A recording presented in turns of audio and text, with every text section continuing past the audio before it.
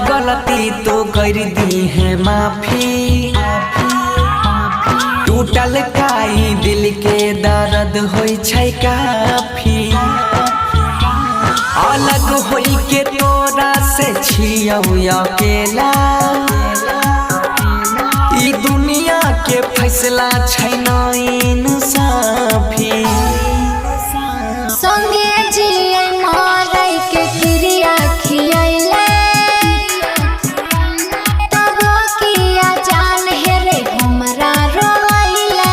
DJ Manish Raxaul.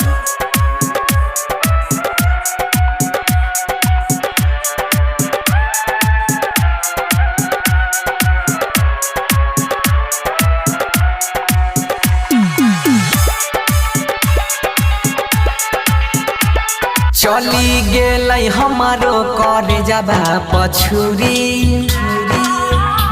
समझ पैलियौ नहीं तोहर मजबूरी। ई कैसन किस्मतिया लिखल कई विधाता। जुदाई में तोरा से बनल छौ दूरी। जिंदगियों के सपना में आगिया लगैले बताबे रे जान किया हमरा कनैले। शांति रिकॉर्डिंग स्टूडियो राजा जनमान।